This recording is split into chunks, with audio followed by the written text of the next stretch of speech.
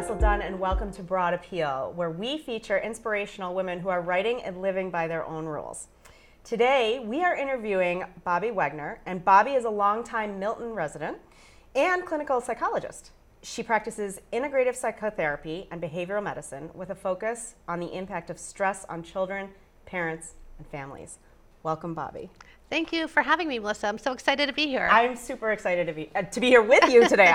We're all excited. Oh. So, I was reading about you before this interview, and you do so many things. Like, you do all the things, and then you're like, yeah, but don't be stressed out. Yeah. So, like, how did you do this all? So, can you tell me about your multiple methods of practice and teaching and sharing your expertise? Absolutely. Okay. So awesome. I didn't do all these things when my kids were really young. So my oldest is 9, my middle is 7, and my youngest is 4. So a lot has evolved for me in the past, I'd say 2 years or so. Yeah, because they're basically adults now, right? They're basically adults, and I'm also a free-range parent, so I allow more freedom. Mm-hmm. So, okay, awesome. So I back off a little bit, which gives me more time and space too. But so where to begin? So I am a clinical psychologist, and I'm in clinical practice at Boston Behavioral Medicine in Brookline. I've been there for about 10 years. And so I see clients there, and I also am a supervising psychologist with our intern program. And then I do writing. So it started with the Milton Times, and I have a column called Raising and Roasting there. And then that sort of evolved into writing for different venues now too, and so teaching. I teach at Harvard Grad School of Education. You basically don't do anything at all. I like this. I like my job, so I'm okay. Okay, so you're also teaching there? Yeah, so there's 4 things. So it's clinical practice, teaching. So it's a child advocacy course, which I love. And then it's a year-long course working with people from all different disciplines, teaching how to advocate for children in different venues. So clinical practice, teaching, writing, and then I'm starting to do a little more speaking. So I did a couple TEDx talks this spring, and I've been kind of developing that, speaking at schools a little bit more recently, and that's kind of where I am. It's fantastic, and it's Thank you. Exciting, and it's neat to see your meandering sort of pattern, which is also natural. Yeah, no, I like change. I'm like one of the only people who like change, and I'm happy to do it. This one person. Yeah. So your main focus, though, it seems to be stress reduction in parenting. Yes. So I don't get this because parenting's not stressful at all. So can you, for those of us who have stress in parenting, what do we do? Yeah, where does it come really, from? what do we do? Okay, I'm going to lay down. Okay. You tell me. Well, I do clinical hypnosis, actually. So part of what I teach is self-hypnosis, and what that really is kind of meditation, mindfulness, quieting the body. So I specialized in clinical health psychology, and that is, I've worked with people who have major medical conditions who their conditions are exacerbated by stress. So a lot of it's like mind-body work, trying to quiet the body when they have, often not so great diagnoses. Right. So then this sort of evolved for me because I have 3 children, and I was doing a lot of stress management, mind-body stuff, and I came into parenting thinking I was all set. Like I'm a kid person, I was a nanny, I was working with kids clinically. You like change? I mean, yeah, it was like everything. I was like, you know what, I'm going to be all set. Yeah, done. And then I had a kid. And, I realized as a person with resources and knowledge, this is like still pretty impossible and completely stressful. And really surprising when you think you have your stuff together, yeah, right? It just, everything goes, out the window, off the table. So for me, I started to apply a lot of the behavioral medicine skills that I've learned working with these patients to parents. And then my practice has really kind of grown in that way. And I think with psychology and psychologists, often not a lot is shared about yourself, but I feel like there's so much to be learned when somebody who is like an expert in one way can sort of own not knowing and those uncomfortable feelings that we all have. So I was like, well, that could be really helpful to be writing about this and to put this out there in a public way, using myself almost as a test case? A test case, sort of. And kind of, sort of switch brains between my mom brain and then the psychologist brain. And that's like, it just felt, that's who I am, And that's so great that you're able to do that, because it makes you so much more relatable in your multiple practices to be able to be like, yeah, I'm there too. Yeah, I want to sell my kids on eBay sometimes too. You know what I mean? Totally. We all do, and that's okay. Yeah. As long as you don't. Right. So long as I don't. And when I'm sitting with a client and they're talking, about their parenting, and everyone has things that they're not proud of or things they've done that they just feel such deep shame about. And most mothers in particular shove those things way far down and just hope they don't do that again. But often that does happen again. And, when a patient's sitting there, I can say, listen, it's not about me, but I get where you're coming from. All mothers feel this way at different times, and that's okay. Let's talk about it, and let's think through what we can actually do about it. What are your options here? What are your tools? And the more we can talk about it, it frees mom and women and parents up to have other options in those moments. So do you, I know it's really hard to generalize because everybody's situation is so different. Right. But do you have sort of like core pieces of go-to advice or recommendations that you give? Yeah. Particularly moms. Yeah. Sorry dads, I just do feel like we worry more, we feel more pressure to be perfect. Right. And to get it right more than dads. Absolutely. And we perseverate. Perseverate. Yeah, and a lot has changed, I guess, just broadening the scope and looking at this in a cultural perspective, like post the women's movement, a lot of responsibility, a lot of doors have opened up for women, but a lot of the home responsibilities have remained the same. Exactly. So you're kind of holding both, and it's like, what do we do? Right. So our generation is trying to figure this out and navigate this. Yeah. And it's creating a lot of stressed out, overburdened moms. So I think for me, it is different for everybody, but it is really prioritizing and scheduling downtime and self-care. And that doesn't necessarily have to be, taking a spa day every week, but it's like, can you get up 20 minutes earlier and go for a walk? Or can you take a shower when you have a new baby? By yourself And lock the door and don't worry about what your kids are doing, even, just kind of like take some space. I also think giving more independence to your kids when it's developmentally appropriate, but as a culture, we tend to kind of to clamp down, and we look to our neighbors and our peers to see what they're doing, and we're just creating this like culture that has more and more anxiety that's just very helicoptery, and Definitely. It's like being a leader kind of stepping back in some way and being the person that says like, I'm okay if my kid's playing outside by themselves, and I'm going to sit inside and just read this book or whatever it is. I'm going to watch from the window, and I'm going to tell my kid no when they ask for lemonade for the 50th time, and I'll get it in 20 minutes or whatever it is. But it's creating some boundaries and trying to maintain a sense of self as a woman and as a person outside of your kids.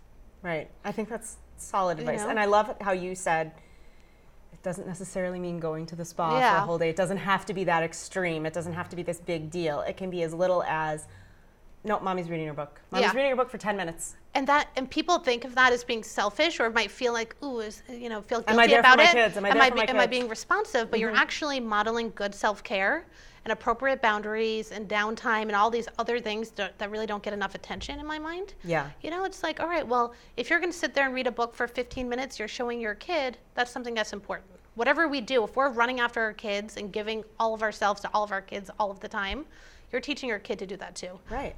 And when, especially with girls, but even with boys too, because the boys are going to expect that behavior from their, wives or partners going forward. But I mean, having, I have 3 girls, and so having my girls see like, mommy's doing this for mommy, and go away. Yeah, go away. Go away right now, because this is my time right now. Exactly. I do think it's important for them to see that and understand, like, okay, when you're a parent or whatever, when you have a million things going on, it is okay to be like, these are my needs. I have these needs right now, and you have to respect them. Right. This is how it goes. Yeah. And using, like, if you feel any guilt or shame personally, like thinking, all right, this is a little red flag, like, what's this about here? And just like pausing instead of just reacting out of, kind of an automatic behavior. It's like, all right, I'm feeling a little guilty. I should be doing this. Like, what's that really about? Right. And what do I actually want to do here? Right. Versus just automatically jumping into like it. I'm going to get them the lemonade or whatever and not make them wait. Exactly. 15 minutes. I really like that. And I think that resonates. I think that's going to resonate with a lot of moms out there. So just to segue just for a second, when you were getting into this whole psychology thing, Did you know what you were going to do when you grew up? You know what? In some ways, yes and no. So I grew up in Milton. My dad, is a long-time Milton resident. He actually grew up in Milton too. His mother had the first nursery school in Milton. Oh, nice. Yeah, so we've been around for a while. I can sort of see this being a familial thing in a way. Yeah, this is sort of like we're all around and kind of giving back to the community. My dad was the chairman of the school committee for a long time. He was very important in my life, and when I was 21, he ended up passing away, unfortunately. And I was 21, and I was a senior in college, and I did my senior thesis. I was a psychology major on the process of dying and the process of losing someone. Wow. So I got really into clinical health psychology. That's an amazing coping strategy, also. It was really good for me personally. Way before your years, sort of.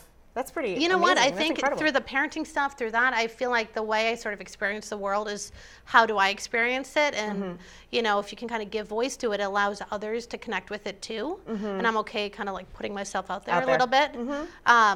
So I did that. So in college, and then after college, I went to New York and worked at Memorial Sloan Kettering in clinical trials, doing clinical research, and then went back to grad school and got a specialization in clinical health psychology. So it really has been like a pretty common thread. It has been. And my oldest sister had severe developmental disabilities. So kind of this health perspective was always part of my life from the day I was born. You know? And I was always interested on the intersection between health, physical health, and mental health, and what that means for families. And it's so important to not separate those two. Exactly. The mind body are like really connected, and that's really, I've lived it, I can see it, and I just have made a career out of it. Good for you. So you're living the dream. You're kind of living the dream. Oh my gosh. As much as you can live the dream, you got it. My suburban dream. Yeah, exactly. So the other thing I kind of wanted to talk about today is, so this, this show focuses on women and, girls and females, if you will. So one of the things I wanted to get into is to talk about bullying, like particularly in girls. It seems to be starting earlier and earlier, and it's so different from what we experienced as children.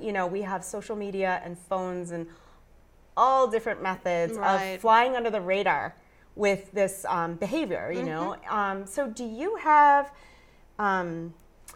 thoughts or advice about that, both for, what to look for if you think this might be happening with your daughter, and what to look for in terms of getting bullied and excluded, and what to look for if you think, maybe your kid is doing this too? Right.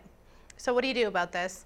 So one important developmental age that comes up for kids in a lot of different ways is 3rd grade. That's when social awareness really increases, and kids start to see others in a different type of way. They're more outward focused and not quite as inward focused. So bullying can start at any time really, but oftentimes in my clinical practice I see that as like the beginning sometimes, and it can go from that all the way up through so young. Elementary. It's young, right? Through elementary and middle school and high school. Right. And a lot of bullying, the statistics tell us that about 60% go under the radar. So kids who are being bullied aren't necessarily going to come to an adult, whether it's a teacher or a parent, and say this is happening. Why not?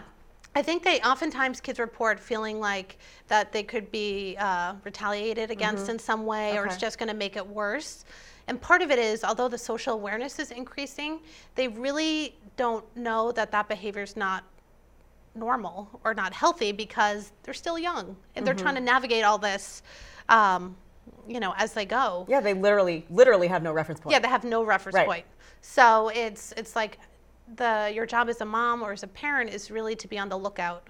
And one way that you can be on the lookout is to really look for behavioral changes. So if your kid has changes in appetite or sleeping or wanting to go to school or going to the nurse's office or stomach aches or headaches, or those are for the girls who are being bullied. And for the girls who could be bullying, it's really being curious and on top of like what's going on for those girls. Are there any changes in the family that would make that behavior kind of necessary or needed in some way?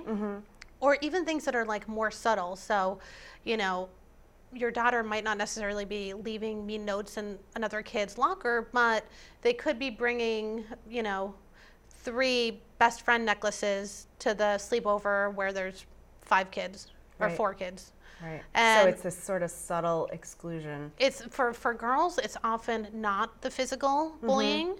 And which is so much easier to recognize, even though you never want it to happen. Exactly. You don't want it to happen, Right. but especially when we were younger, that's like what we kind of looked for. Now it's much more covert and emotional and just kind of covert, emotional, more exclusionary, and just kind of being in contact with your kid and in communication and asking questions. Who are they sitting at lunch with? How was it for them? Right. Asking those open-ended questions. Right. What did it feel like? You know, who'd you sit with and what did it feel like? Or who was left out? That's so interesting. What did it feel like? Yeah. That's great. It's so open-ended. Yeah. That's like psychotherapy 101. So you ask a question. So your kid or your client says something, you reframe it in the same way. So it sounds like, you know, you sat at lunch today with X, Y, and Z. Yeah. And what was that like for you? Yeah. And just like keep And then following. pause. And just wait. Yeah. And if you keep reflecting back, they keep giving. If you're not offering anything, if you don't offer advice, you don't offer a solution, you're just hearing what they're saying, you're reframing it, and then you're following the emotion. This is a really good tip. Tip. That's great. Tip.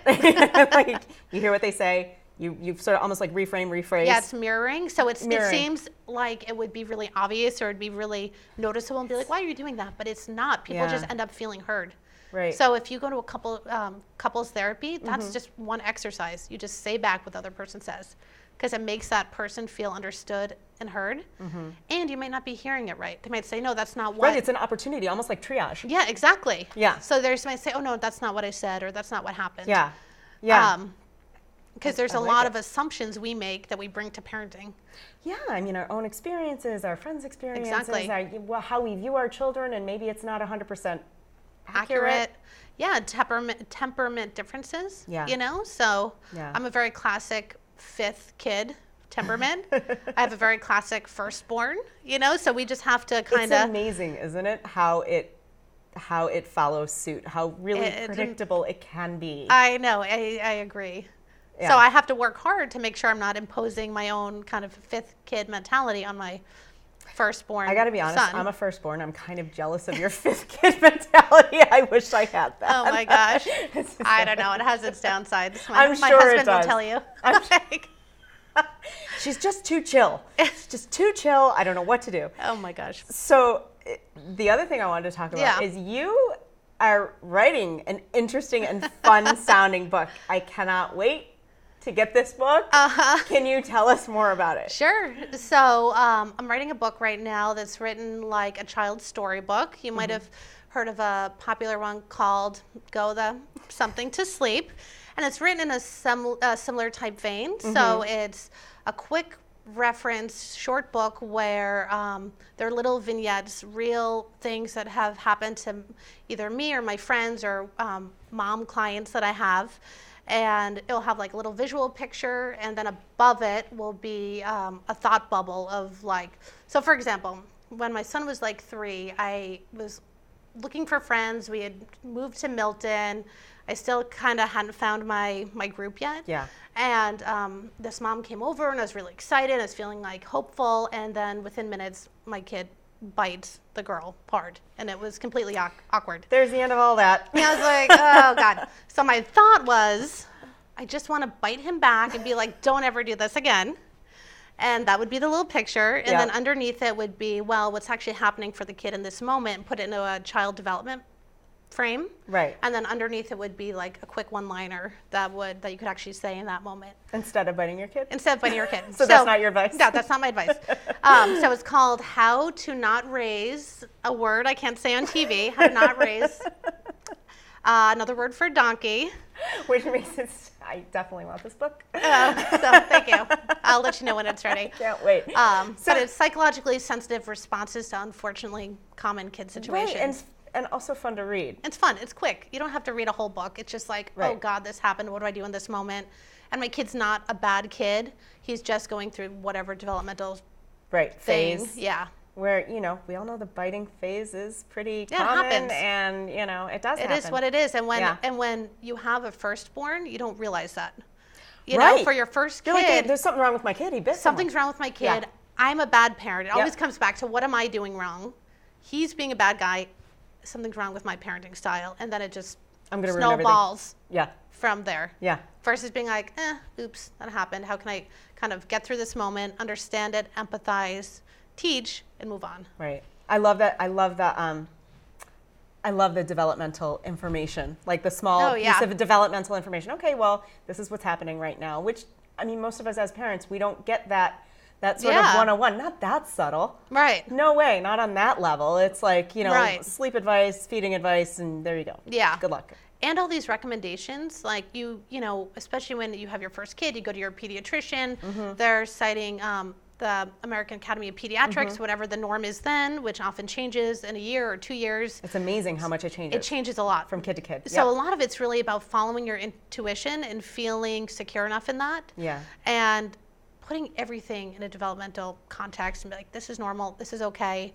I just need to get through it and do like the least damage possible, you know? Which is not biting. Right, which is not biting back. So there's different ways that people can reach out to you and read what you're writing about. It sounds like they're kind of all over the place. So can you go through some of the ways that people could learn more about you? Absolutely, thank you. So the easiest way is probably just to go to my website. So it's Dr. Bobbi, B-O-B-B-I, Wegner, WEGNER.com. Okay. So I do writing for the Milton Times and other organizations. I've seen it online as well. You've had a couple different, so I write for Mommy. Scary Mommy. I write regularly for Mind, Body, Green, and I work with NBC News. I'm like an expert for them, and I write content for them, and a bunch of different places. So and then the TEDx, you do TEDx talks? Yeah, so I gave 3 TEDx talks in the spring, and it was really raising conscious boys in an unconscious world. So it's really about like, how do you talk to kids directly about sexual responsibility, and how do you make sense of this Me Too movement and how that really impacts us as parents. Oh, that's and like what to do. Super important and super timely. Yeah, it was very timely, and I had a lot of fun doing it, and I was happy to put my hand in the conversation. And can people watch that? Yeah, so there's one, so I did one at TEDx Dartmouth, TEDx WPI, and TEDx Wolfboro. So the Dartmouth one is up. I was actually just in New Hampshire, as I was telling you last night, re-recording the Wolfboro one. So they'll all be getting online in probably the coming month or so. Them. Yeah, that's fantastic. Well, thank you so much for being with us today. Thank you. Right now, we just learned all about this stuff, how it's okay to, you know, question your parenting sometimes. I think we need a drink, so we're just going to take a minute and learn how to make a fantastic cocktail. Hey everybody, we are making a harvest mimosa today, and this is fantastic for those after Thanksgiving mornings or that weekend or kind of any time at all. So what I have right here is some cranberry juice and some apple cider and some Prosecco, or you can also use champagne. So this is actually sparkly. I love the sparkly one to give it a little bit more bubbles, but you can use regular cranberry juice as well. So it's super, super easy to make. I am going to pour the cranberry fizzy juice in first, and then I'm gonna add the delicious apple cider, and then we're gonna top it off with the champagne. And a nice sort of thing to make it look even prettier is to add a little bit of chopped apple, but definitely chop your apple last minute so you don't have yellow chopped apple. And we're gonna just gently stir it up. Looks super yummy. Delicious. Cheers. And so here's a parenting tip that I've learned both through my work as a psychologist, but more importantly as a parent. So my kids were young. I used to do these really hardcore timeouts. So if my kid was acting out, I would sort of banish them to their room and really use the timeout more as a punishment. And through raising kids, I've realized that the timeout can actually be a really good opportunity for kids to learn self-regulation. So one way to help this is you can buy something called a medical pulse oximeter from Amazon. It's about $15. And it's a little piece of equipment. You can do a little home biofeedback. So you slide this little machine on your finger, and the kid can see his or her heart rate. And then as the kid starts to breathe and do belly breathing, the heart rate drops. And once the child feels calmer, they're free to be much more clearer in their thinking, and you have much more leverage to actually use this as a teaching moment. So my tip for the day is to use the timeout more as an opportunity for self-regulation and teaching rather than punishing consequence. And it can be really aided by buying something called a pulse oximeter, and you can get it on Amazon for $15. So good luck with that. Thank you so much, Bobbi, for giving us so much useful advice today. I think that, we can take away so many good things from this interview. So thank you for talking to us and taking time out of your very busy schedule to give us all that advice. Oh, that was really fun. Thank you for having me, and thanks so much for doing this, for bringing all these women together. It was so nice just to talk with you and to learn what you're doing and what other women in town are doing. Thank you. It's totally my pleasure. Yeah. So thanks everybody for joining us. For more information about Bobbi and for more information about this show, visit broadappealtv.com.